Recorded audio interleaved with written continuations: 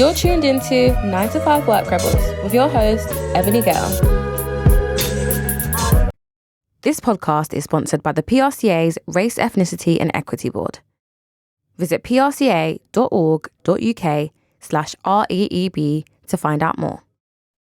Hello, everybody, and welcome to Gems in Comms series special, brought to you by 9 to 5 Work Rebels. I am your host, Ebony Gale, and today I'm really excited to be speaking with Deborah Johnson, who is the founder of DTJ PR, which specialises in PR, brand consultancy, and working with beauty, wellness, and lifestyle brands. Now, welcome, Deborah. Thank you, Ebony, for having me. It's great to be here. You are most welcome. So I always give this bit of an intro, which is essentially this podcast is about giving people of colour working within the PR and comms industry their flowers for carving out a great career for themselves, particularly in an industry that is 91% white. So it is spotlighting people that are doing these wonderful things. We're not just looking at statistics, we're looking at people, and their real stories. We put stories out there for everyone else. So I'm like, why not spotlight some wonderful people behind the scenes? So welcome and thank you for coming to share. You're most welcome. So in terms of my first question, I always ask you guys to start off telling us about yourself and what you do, and also let us know, have you always wanted to work in comms and PR? Okay, well, my name's Deborah. I am the founder of DTJ, so PR and brand management. I have been in the industry for about 16 years. Before going freelance, so having my own consultancy, I was in agency for about 10 years, a really great boutique agency called Pure PR. I went freelance in 2018, just as a desire to, there was a couple of reasons why I decided to go freelance. One of them was because I also have a salon, a family business that I run with my mother, an Afro hair salon. And I realised I wanted to spend more time helping that develop and grow. And then also during the course of my year, my time working in agency, I had the privilege of looking after some really, really great brands. But through my work with the salon, we also started on taking on new brands to retail. And I got exposed to more and more independent businesses that were founded by people of colour who looked like me. And they had great stories, they had great product offerings, and I was kind of at a loss as to why they weren't getting level recognition that some of the clients I was repping in agency were getting, and also other brands I knew from the industry were getting. So I thought, okay, well, there needs to be someone out there who is giving these brands their dues, allowing them opportunity to exposure. So that kind of was a double reason why I decided to go freelance, was more time to work on the salon, but also wanting to really work with more brands created by people who look like me. Yeah, amazing. I love that. Yeah. And then have you always wanted to work in PR and comms, or what attracted you to the industry? Well, funnily enough, so did I always want to work in PR and comms? When I was younger, so when you're a kid and you have all these ideas of what you wanted to be, didn't even know what PR was. I wanted to be a mortician, actually. That was the kind of I remember having a TV series I was obsessed with called 6 Feet Under, and thought it'd be an amazing job to actually work on dead people. Don't ask why. But then it actually was another TV series that inspired my interest in PR. It was a TV series called The Hills. I don't know if anyone remembers it, but it was one of those reality TV shows set in the US, and a couple of the main characters worked in PR, and I thought it looked so glamorous. Okay. And I was like, I want to try that. So I was at university and decided that I was going to drop out my second year. I begrudgingly went to university. My mum's like, you're my only daughter, you're going to get a degree. And I kind of dragged my feet and went. But I always knew that I wanted to work. Grafting and earning my own money was really important to me. So whilst I was at university, I ended up interning at a gallery there as part of the PR team. Really, really enjoyed it, and decided I didn't want to continue further education. I wanted to work, and I wanted to move back to London. And I thought, okay, I've enjoyed a little glimmer of the PR experience I had at the gallery. I thought I loved fashion. So I was like, oh, I want to do fashion PR.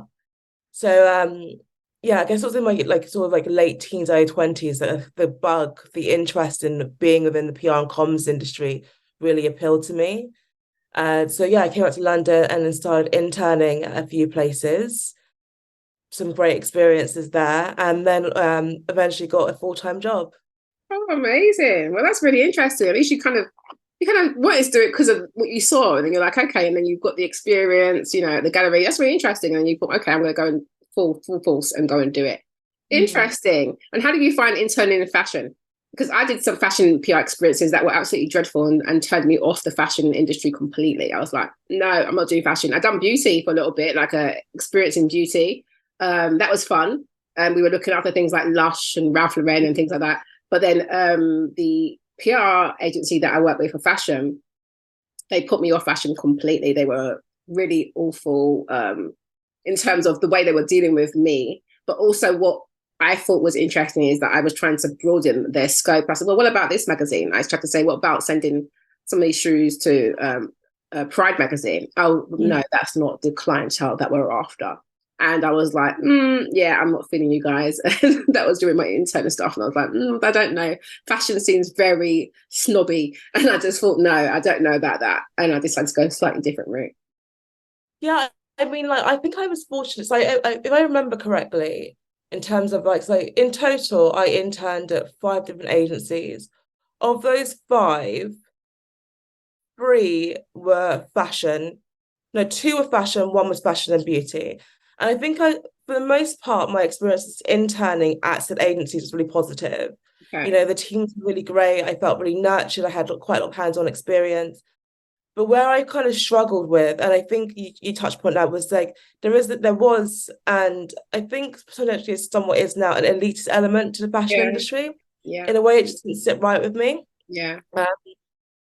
Also, I'm just like suppose I wasn't that dedicated enough to fashion to actually want to pursue it in that regard. I've never one of those people who's been a die-hard fashion aficionado who lives it and breathes it. My desire to want to go into the fashion industry as a PR was purely based on a kind of like very surface level understanding of what it is from what I'd seen on TV. Yeah. But when it came to the nuts and bolts of it, I wasn't that passionate. So in essence, like I say my agency experiences were mostly positive, but the industry as a whole just wasn't for me. Right. It wasn't for me in terms of like, I didn't have the kind of level of passion for it that would make you want to persevere, or the level of interest in it. And also that it is quite elitist. Yeah. I imagine things have somewhat changed now, but I think there's always going to be an element of like, what's the word? Just exclusivity and snobbery that just doesn't gel with me. Yeah, same. And I think that's what turned me at that point. I was a bit like, no. And I just thought, this is not the industry that I think I want to help push. So yeah, I kind of switched. But yeah, it's interesting. And I feel like some things have changed in the industry. But it depends who you speak to. Because I mean, I interviewed Ife Kanua, and she's like worked across a lot of that. And she gave me some examples of some issues that were like glaring issues, and others that were like, yeah, you can see that they're starting to make some good headway. So I think it's very interesting. It's very interesting. But I'm glad it didn't put you off PR as a whole. Okay, so I want to get a bit into sort of like your life experience. I always ask, when did you become aware of your ethnicity? I speak about, obviously, we know we're born in the skin we are in, but I mean, in terms of from the outside perspective, when you're sort of operating in society. So when I was heading off to secondary school, I was one of the younger ones that were younger from a year. So I was 11 years old, and I remember hearing about Chelsea Smilers and that they would approach Black and brown people and literally would take a razor and will cut you across your face, which is where the name Chelsea Smile came from. But, literally it was very startling, and definitely a moment where it made me kind of sit up and be like, okay, this is what it's going to be like, and you've got to be prepared for this type of behavior. Was there anything in your kind of experience that made you kind of sit up and, take note? So being London, like sort of born and raised and stuff, I've always been exposed to multiculturalism. I went to a school where there were many different races and ethnicities. My friendship groups comprise of myriad of ethnicities and racial groups.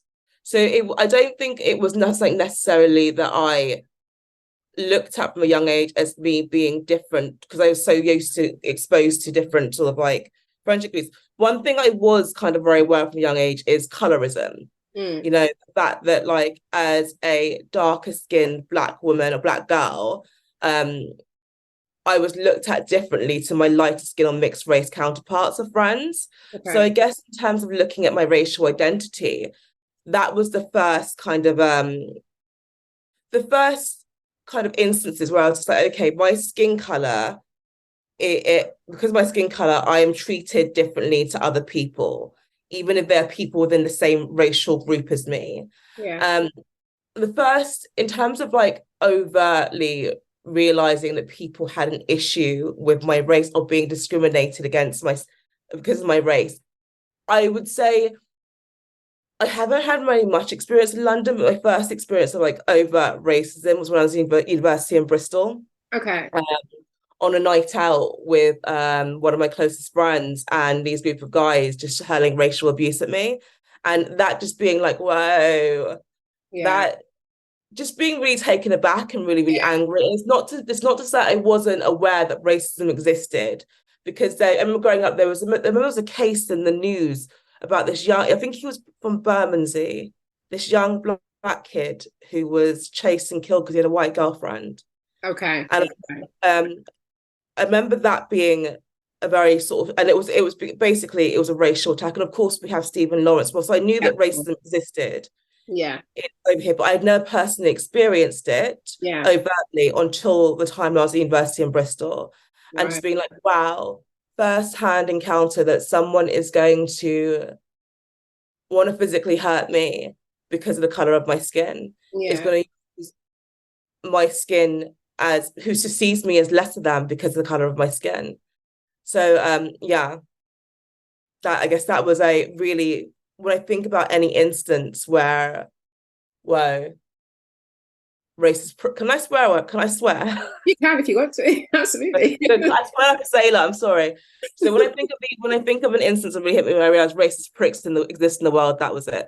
Yeah, absolutely. Well, I'm sorry that happened to you, and that must have been quite horrific, especially on a night out uni. You're like, just live my life, enjoy my life, and then you've got these people hurling abuse at you, and that's quite interesting because Bristol is quite multicultural, isn't it? So it is.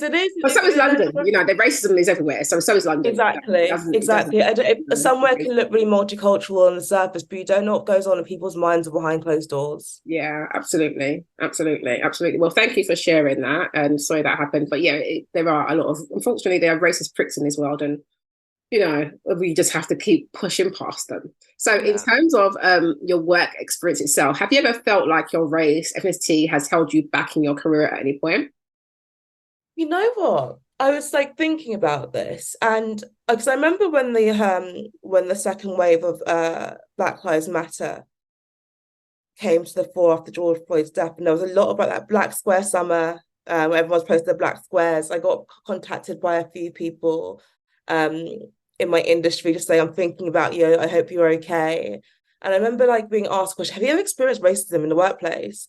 And or have you ever felt that like your race held you back? And if I'm completely honest, no. And it's I think it's really like, I can only speak from my own personal experience. There's never been a situation where I feel that my career progression has been held back or I've been discriminated because of the color of my skin. There was one incident in my old workplace where my then employer went to bat for me and lost this and decided to turn down a client because they didn't want to work with me because they want me on the account because I was Black. That's the only incident,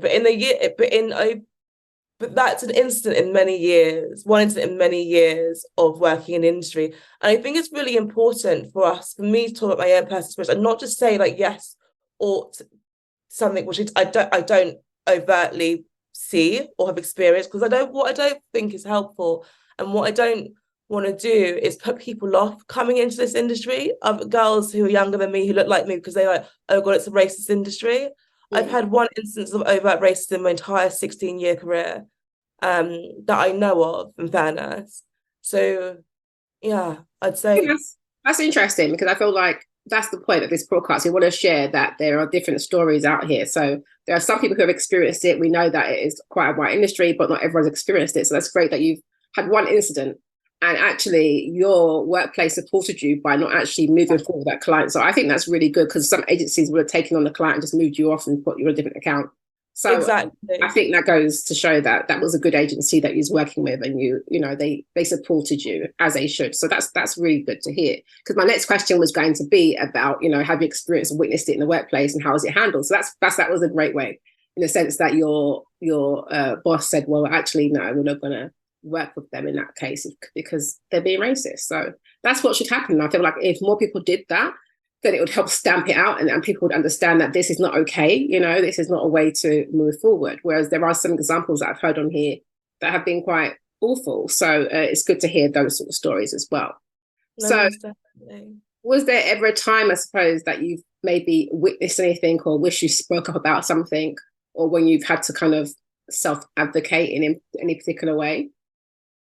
I mean, there are times where I wish I've just like ill behavior, full stop. Okay. You know, I feel sometimes like within this industry there can be a lot of like behavior that I feel is just like just below par, that the industry rewards. And it's not just in regards to race, I think it's just in regards to conduct and human decency, you know. And it's frustrating where you have to keep silent on something and someone's being rewarded for being a dick, essentially. And I think that when we start cutting out and when we start advocating and saying no to behavior that is just like abusive or is dismissive or is just like ill, it gives the confidence to speak out on all areas. So I think what I'm trying to say is, as an industry, I feel like we could do more to sort of stand our ground and advocate for when there are instances when people are being abusive or when they are being just very unprofessional, you know, because like that teaches people to be accountable and start thinking about their actions and their words, you know, instead of rewarding people who have instances of abusive behavior or have unprofessionalism. Where are they ever going to be told that it's not okay if they're being rewarded? So have been a few occasions where when it just comes to conduct that I've just kept my mouth shut because it's like, oh, it's not your place, or you don't want this to happen, or you don't want to compromise a situation for a client. That's where I find it most frustrating from a human level, is when you have to sit down and tolerate certain actions and behaviors. No, I get that. Well, thank you for sharing that. And what are your thoughts on code switching? Now, do you feel like people of color can, you know, leave their authentic voices in the workplace, or will be forever kind of code switching? What are your thoughts around that? I mean, you know, code switching is such a funny one. I've always been called I remember from a young age being called a bounty and a coconut because of the way I talk. Right. And like people thinking that, oh, you're just putting on a front or a image in certain situations. No, it's just the way I am, full stop. So I've never felt the need to whiten up or blacken up, essentially. Because what does that even freaking mean, to be honest? In any professional situation, I've been aware sometimes where I am being a bit bodacious and out there, because I think culturally, like, I'm Nigerian, we talk with our body, we are loud, you know. Me realizing that I need to mute that is, in certain situations, is code switching. And maybe I do code switch, but I'm also very aware that like not everyone can deal with my decimals when I'm excited. Not everyone wants, you know. So like, I guess in that instance, sometimes I do tame myself a bit and temper myself a bit, because I'm just very conscious of the fact that I can be very loud, I can gesticulate quite a lot.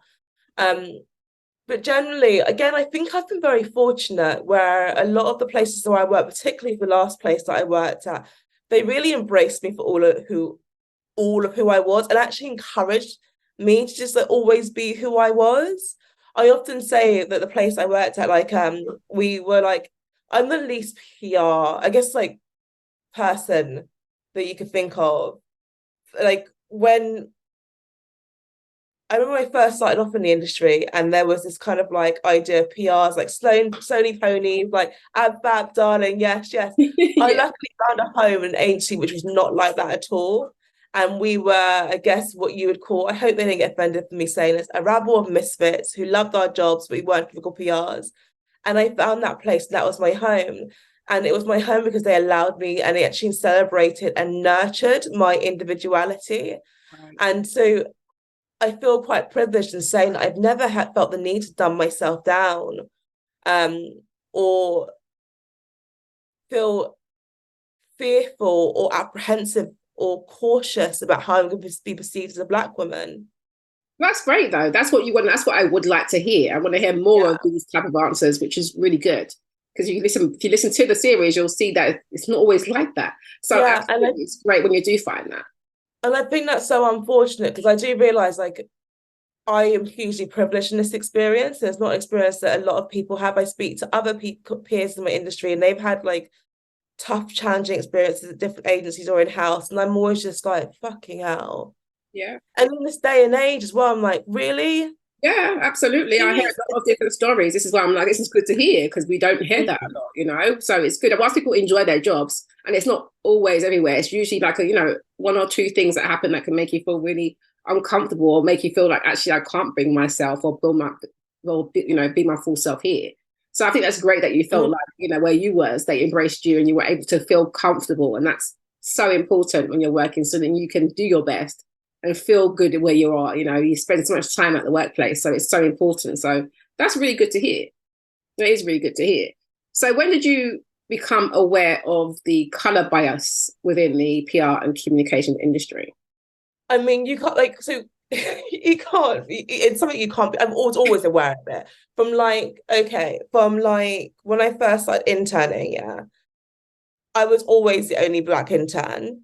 I was always the only intern from my economic class, which I would consider I was working class growing up. So I was very, very aware of it.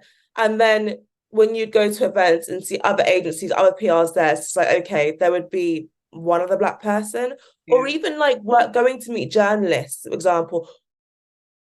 I remember the first time I met a Black journalist. Her name was Justine Knight, and I believe she was at Psychology. And I remember being like, wow. And I think it's about 3 years into my career, and I was like, wow, you're a Black journalist, like, and being kind of like aware of that, but like also being like, okay, it just is what it is. But then also just like from a brand level as well, when you're onboarding, you're bringing new clients, doing pitches. Let me just think, so down for this legitimately. In all the time that I worked in agency, I never once pitched for a brand that was that had a Black team behind it. Never. Wow. So it was kind of those things where I was like, this is kind of ridiculous. Where are all the Black brands? They must be out there. Yeah, so I was like, I was always aware of the fact that, okay, I am a minority within a minority. And did I let it get me? Did I let it kind of like? No, I just was always aware of it. Yeah. I don't think I ever at that time questioned deeply why. Okay. I can now understand from a bit of a bit more of an insightful level now as to why that is. But it was during the whole Black Square Summer, during the Black Lives Matter second Black Lives Matter, there was a lot more desire to support Black enterprise, Black business, and I became more exposed to other Black comms around me. I was like, wow, I didn't know you guys existed. So I guess there was less of a we were out there floating around our own little islands without realizing. Ahoy, sailor! That didn't bring us together until that moment. Yeah. I think it is a bit of that in terms of, everyone's in their own sort of islands, essentially. But then you've got other things that are coming up now. You've got things like UK Black Comms, you've got BME Pro, so there's things that are helping to kind of shift that dial. But that's interesting, so thank you for sharing that. And what are your thoughts on allyship? What does it mean for you? What's a good example of allyship for you? A good example for allyship for me is talking the talk and walking the walk. And walking the walk doesn't mean just like the outward things that you're going to do, like, oh yeah, we're an ally on social media. It's like, what behind the scenes are you actually doing to reinforce this kind of message that you're putting out there, that you understand what the problem is and you're working towards a solution. And I know change doesn't happen overnight. It takes time. It takes a lot of time, effort, and a lot of stakeholders and people to come together. And I think anyone who thinks change happens at a click of the fingers is being deluded. So for me, allyship means recognizing where change needs to be made and putting in implementing strategies and things in place that actually are long term, that actually have long term results, not a flash in the pan moment. You know, like a good example of what I feel for me like is allyship is like, okay, I work with Jammy, which is an online discovery platform for Black creators and makers, and we work very closely with Lloyds Bank. And they have launched a number of initiatives since like the for a good couple of years now, and they're still doing them, and they have plans for future ones. So they haven't, and the thing is, like, just because things aren't immediately successful in terms of your numbers, in terms of the metrics by which you're measuring a campaign, it doesn't mean you give up there and then. Exactly. It means that you continuously stoke that flame, put the work in. And also, another thing is that I find quite interesting when it comes to, I know of a lot of businesses and a lot of campaigns and a lot of brands who have launched things under the guise of allyship and diversity inclusivity, specifically wanting to speak to the Black consumer or work with Black entrepreneurs. And they have, and as a business, you need to look at numbers and metrics and ROI. And these initiatives have been launched and they're using the same numbers and measurements they would use for campaigns that were for white people. And I'm like, you can't do that. Yeah, it needs to be a completely new set of numbers because number one, we make up less than 5% of the UK population. Yeah. So the numbers are not going to be the same. Exactly. Secondly, if you've never spoken to or had awareness in this particular category or industry or sector, it's going to take you time to build up that awareness, that loyalty, and then that conversion. So for me, like, sorry, this wasn't the question. For me, allyship means, yes, acknowledging where you want to improve or where you've lacked in the past, pulling in strategies for today and tomorrow, so long-term strategies, and also being fair in how your expectations of how these things are going to play out, because like I said, change takes time. It does. And just because you just did 1-2 campaigns and it didn't give you the numbers that you wanted, you're not going to invest in that area anymore. That's not allyship. Absolutely. Allies are there for thick and thin. Yeah, they're not fair friends. Absolutely, I agree with you, and I agree with you in terms of tweaking the approach and like not basing the campaigns on what you do for like everybody else, because it's a completely different ball game there. So you made a good point there. Absolutely, I appreciate that. Thank you for sharing that, and I agree with that. So moving more about you now, what motivates or inspires you to keep going? It's about sounding cheesy, my clients. Like, I am so fortunate I have the autonomy to work with clients who, away from the PR hat, as a consumer, I would, and as a person, I'm naturally drawn to them. Right. And it's them. It's being inspired by their businesses, by who they are. Like I have really great relationships with all of my clients, quite close relationships, because they tend to be quite smaller businesses. And I used to hate this like phrase, but I'm almost an extension of their business. So we work very, very closely. And I cover a lot of areas for them. So it's not just traditional PR. I help and advise in other areas of their business development. So that, having that insight and that kind of that connection really keeps me, really helps me enjoy and want to do more and better for them, Yeah, that makes sense. I like that. That's nice. So what would you say you found the most challenging on your journey so far? The most challenging, saying no. Okay. Saying no, because in an ideal world, I meet a lot of businesses, a lot of brand founders, and I'm a people person. I like people for the most part. And when I meet someone, I get really bowled over by them. I'm just like, oh my God, I want to work with you. But sometimes if I've learned to get really honest and be really fair. I was like, you're not ready for PR, or I can't PR you, because you're just not right for me. And I think for me to go on and say, oh God, yes, I'll take you on, when I know essentially that the level of cut through that they want to get and the expectations is not going to be met. So saying no has been something I've initially found really hard, but as I've gone on in this journey, I've learned that muscle has been exercised a bit more. What challenges? Having boundaries, you know. I think as so not having a team when everything's on you, it's very, very easy to kind of like feel that you've got to do everything at once, say yes to everything. And that's also a fear response, I realized, for me, sometimes saying yes, because it's like if I don't say yes, then the client's not going to feel like I'm dedicated enough, or I'm going to miss out on opportunity, or yada yada yada.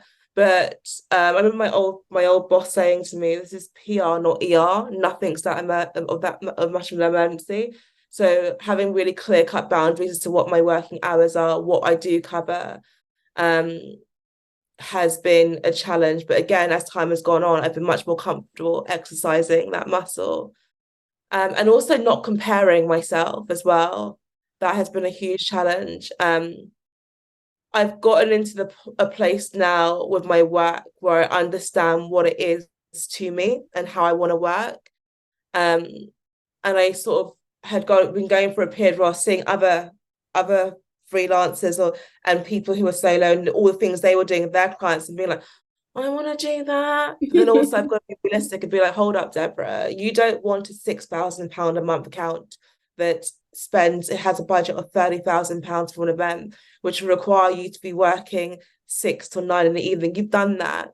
Yeah. My business, in effect, is a lifestyle business. I remember when I first started working out in PR, and also when I first started going freelance, I had this notion that I wanted to have an agency with a team of staff and offices, and then like I wanted to launch in another territory.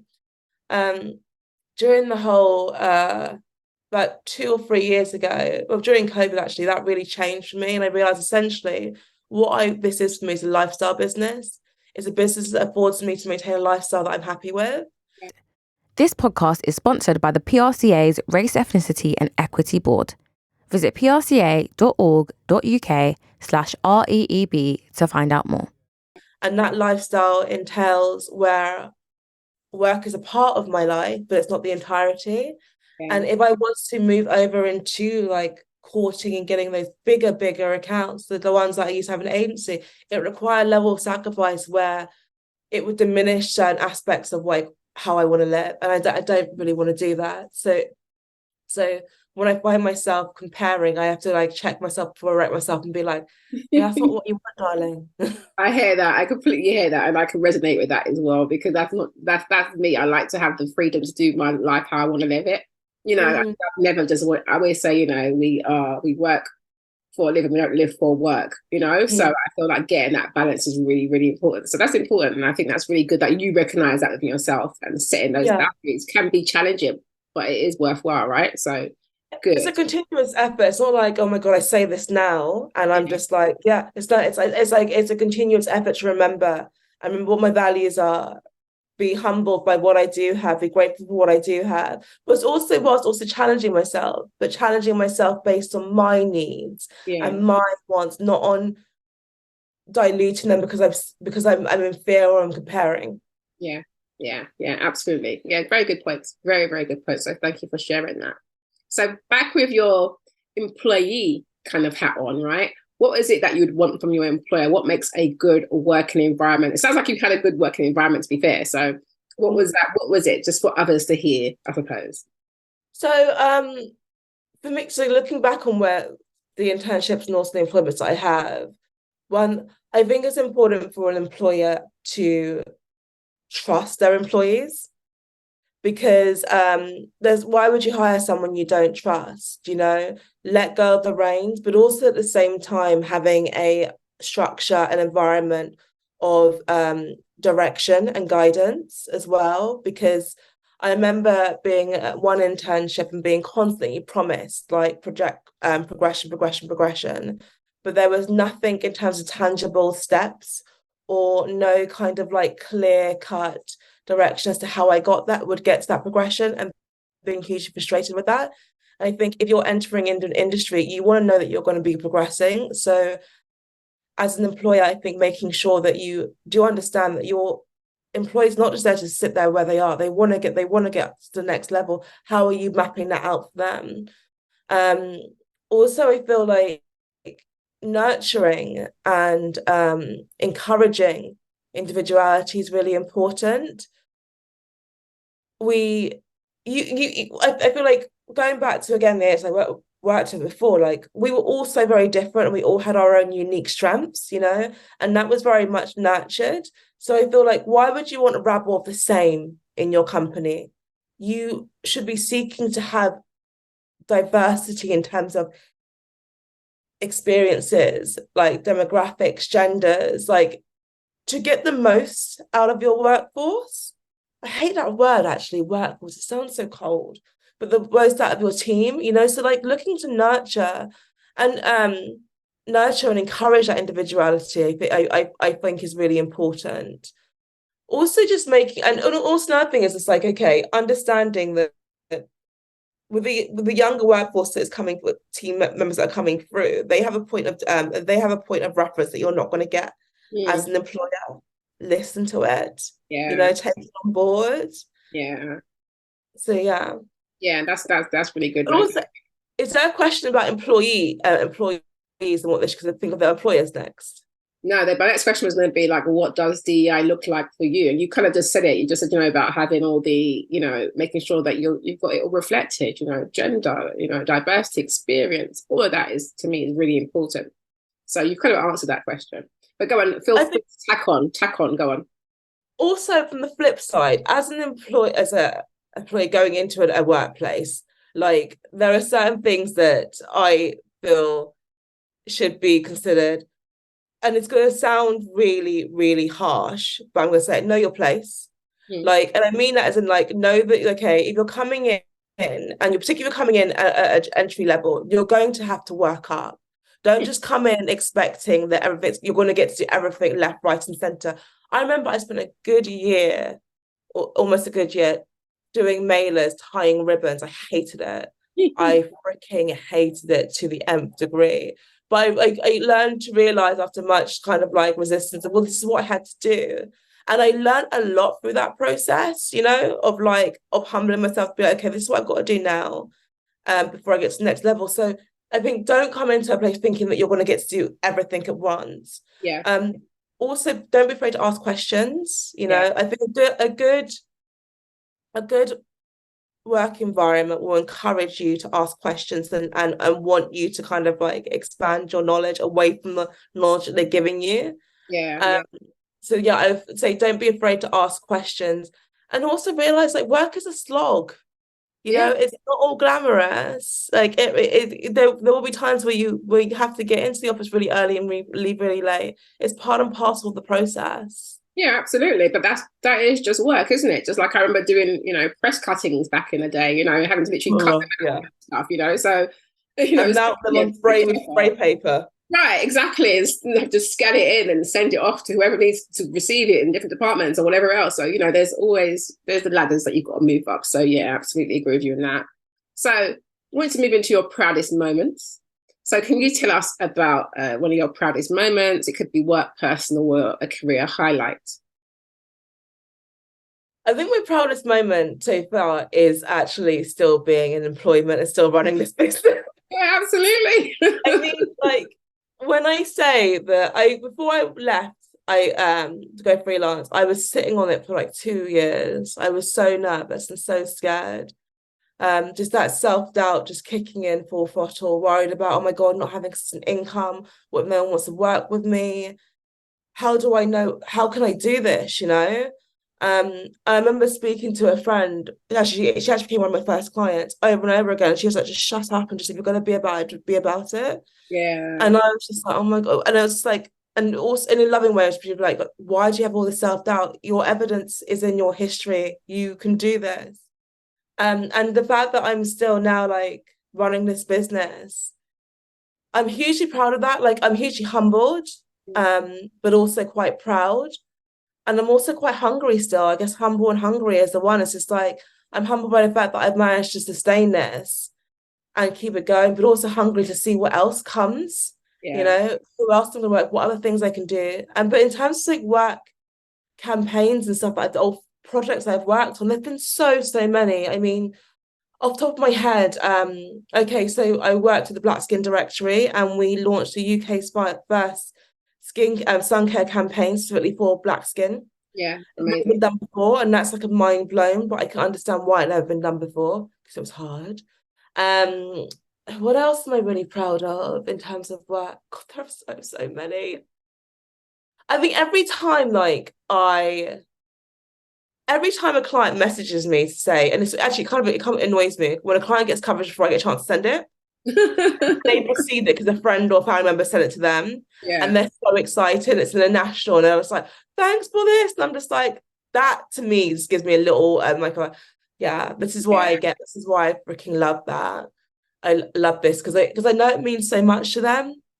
But yeah, I'd say my proudest moment work-wise is just sustaining. I hear that. And you have sustained, you are thriving, so good for you. Absolutely amazing. So what are your thoughts on how the industry will evolve over the next few years? Because, you know, you've got AI, you've got different things going on. I've started to notice that DEI seems to be dropping down people's lists. You know, what do you think is going to be, you know, what do you think about it? What are your thoughts? I mean, I'm not surprised the D&I thing conversations dropped down on people's list of priorities. I said it from day one, when everyone was getting, like, it was really, when we had all those sales, all that support Black businesses during that summer, and I know so many brands, my own and ones I don't work with, who had record sales, and I always said, this is not like going to be a consistent thing, it's a trend. It's going to go down. In the same way, you had all those listicles of Black businesses support. Like, I was just like, they were so, those lazy listicles, I like to call them, and you get them every month in October for Black History Month. It's a trend. It's just this moment of intrigue and interest and desire to support is going to wane. And lo and behold, it has. It has, because I feel like, I think there's a couple of reasons it has. It's because other things taken precedent in terms of talking points. Because I think also because in terms of, you think of like, I think there needs to be much more diversity in workforces and industries, because you tend to be drawn to and want to represent and see what represents you. And when you have an industry which is still hugely white dominated, and I understand why statistically, it is always going to go down the same old path of likeness. So until we see much more variety in terms of like ethnicities, ages, etc., in the work within these industries, it's always going to kind of like slip back to type, and that type tends to be white. But I do know of and see that there are some really great behind the scenes changes happening. And they are going to be slow in terms of like them really cementing their ground of being like, oh my God, this is where real change and sustainable and long-term change feels like. And I do think there is a much more of a leaning towards tech and AI, which I am slightly aghast about, but accept as part and parcel of just the human innovation, if you want to call it that. And it's quite interesting we talk about like AI, because a friend was saying to me, like a client said to me the other day, I'd written a press release for her, and she was like, "Did you write this in ChatGPT?" And I was so offended. Wow. You were like, hang on a minute. I was like, no, I did not. Does it sound like robotic? But it's quite interesting, because I was speaking to a couple of other peers in the industry, and they were saying, well, it actually helps free up a lot of their time in terms of writing. And I was just like, okay, fair enough. So I think there's going to be a lot more instances from our side of things like ChatGPT, things like, what is it? What do you call it? There's this app that basically you can like put in keywords, and it puts an image together for you. Oh, cool. So, it's cool in terms of like, okay, and I was speaking to a couple of peers, and they were like, well, yeah, we're just using NAS now to do product shoots and to write releases, and I'm like, oh my God. So all the real authentic like product shoots and things like that are starting to go by the way. So I don't think that's a good thing. We need to still have those going on. We need to like nurture our creatives in this industry, our photographers, our writers, our copywriters, because essentially, like, we need a human element. I don't want us to ever diminish our humanity. Our humanity comes in the way we express ourselves through thought, not through a way something that's been coded into a freaking like program to mimic the way we express ourselves through thought. But I do see that stuff becoming much more prevalent. I don't know, I'm seeing a lot more freelancers coming to the fore as well. So a lot less, particularly through in the Black comms sort of area. I'm going to imagine a lot more of us are going to go freelance, as opposed to, because I feel like there is so much we have to offer in terms of nuance, understanding zeitgeist, that is really beneficial to brands that are by people like us and brands that are broader. And so I see a lot more of us going freelance. I know I can think off the top of my head in the last, well, not at the end of the year yet, at least 9 different people who have left agencies who are people who have gone freelance. There's been a lot. I've seen quite a lot as well. There's definitely an increase in that. And that's for different varying reasons, you know, whether they want to have a bit of freedom, some of it is about, you know, some of the racial issues that they experience, you know, it's very interesting. But yeah, some good points you raised there. But you're right in terms of the creative side. I feel like we've got to be very careful not to actually, you know, render them extinct by all these things that are coming up, all these sort of AI and, you know, apps. That app sounds interesting because when you said that, I thought, okay, that's cool. But I don't want it to necessarily replace the actual everyday human photo shoots and the text that you can get from those. So yeah, interesting. So what key lessons have you learned throughout your career, would you say? Maybe, you know, 2 or 3. Trust your instincts. Most definitely. My like I was saying before, like it comes hand in hand with that, realizing that how to say no. More often than not, when I said yes to something that should have been a no, even though I know instinctually that it was off, I've regretted it. So trust your instinct. Something I think in the modern world, in a capitalist society, whatever you want to call it, we're taught to be strategic thinking. And I'm just like, and that to me is very cool. If I think strategically, yes, I could say, okay, I'm doing this for the strategic reason to get this end game.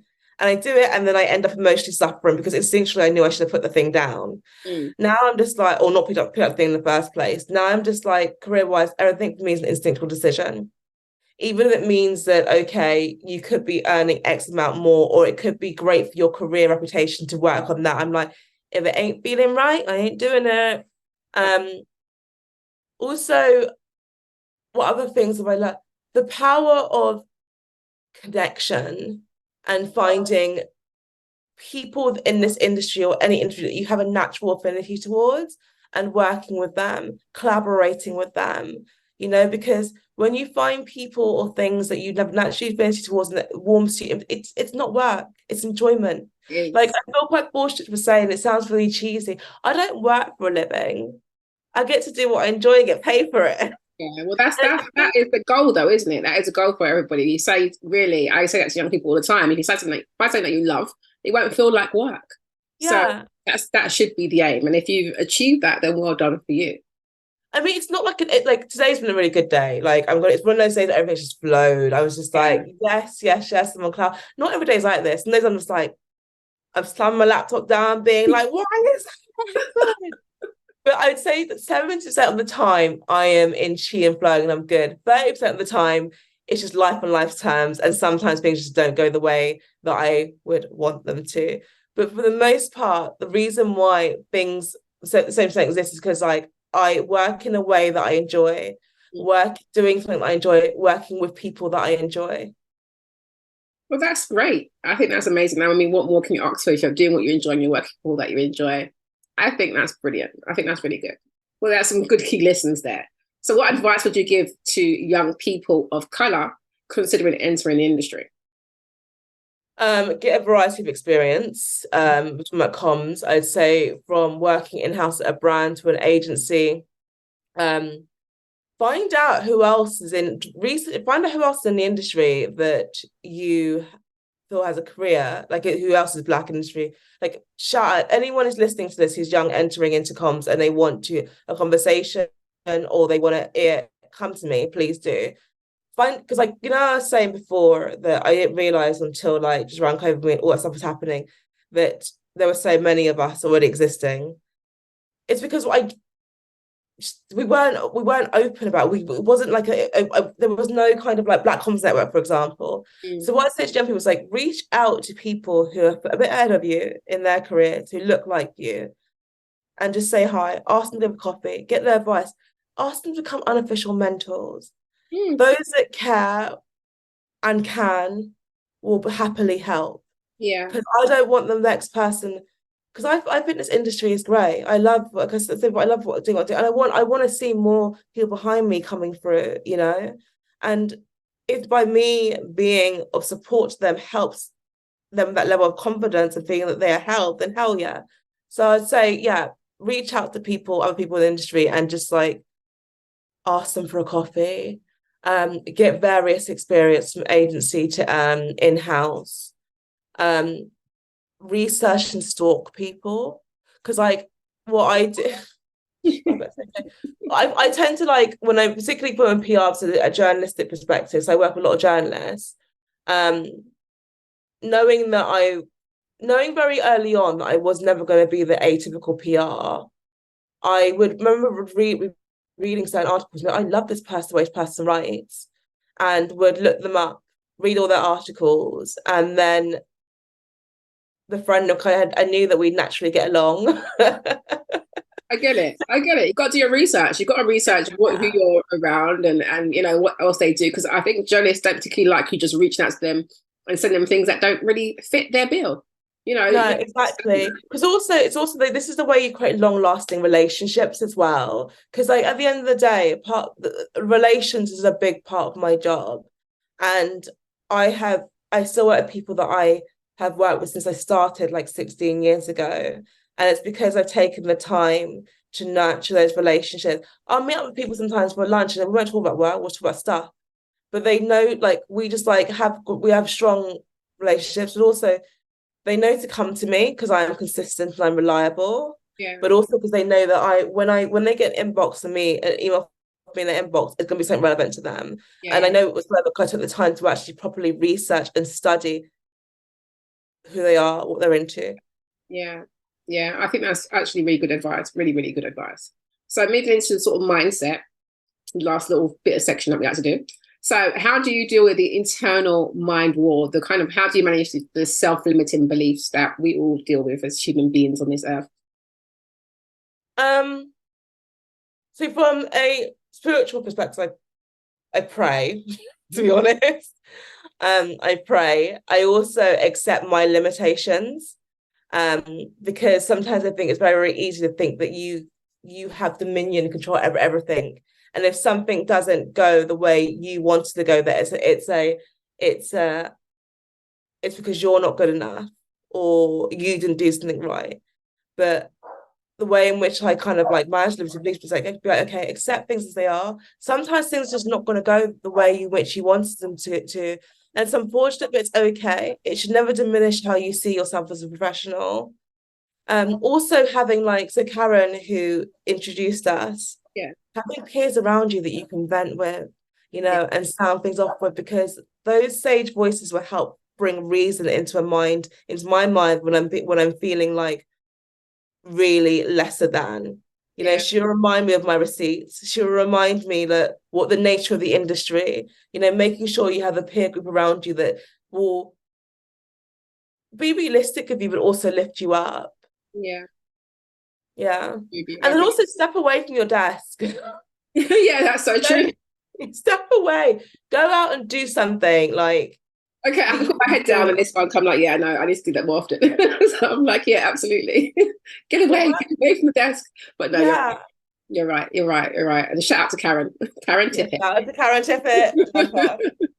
Okay. And then again, now looking back over your journey, would you do it all over again? Fuck yes. Hey. I mean, there's no regrets I have. There's no regrets at all. I think, oh my God, that's actually quite an amazing thing to be able to say. That even the things that went badly, I'm glad that happened because I learned from it. It taught me to tighten up where I needed to tighten up. Ask for help when I need to ask for help. I mean, like, yeah, there's no regrets. I don't think I'd had this kind of level of gratitude, appreciation if there were things that I hadn't gone through or hadn't had to experience. Yeah, I get that. And that's good. That is good. And my last two questions. So, what is the best and worst advice you've been given? So the best advice I've been given, oh gosh, the instincts one, really, it was just like when I took off the hat of like formality and what should be done strictly and started going with the leaning into instinct to make decisions in all areas of my business, work just seemed to flow a lot better for me. So listening to my instincts, and that was the best piece. The worst piece of advice I've been given, don't say anything. Yeah. And that goes back, like, this is like that goes back to what I was saying earlier about like letting shoddy behavior slide. Because there have been, and I guess in the last year or so, I've been leaning into more just like, okay, if it doesn't sit right with you and you feel as if it's necessary, address it, even if it may be at the it may compromise relationships. You know, I'm just like, I can't deal with I can't deal with like not saying anything where it's like it's overtly done wrong. Not wrong as in like someone's being a dickhead, basically. Yeah, I get what you mean. Yeah, absolutely.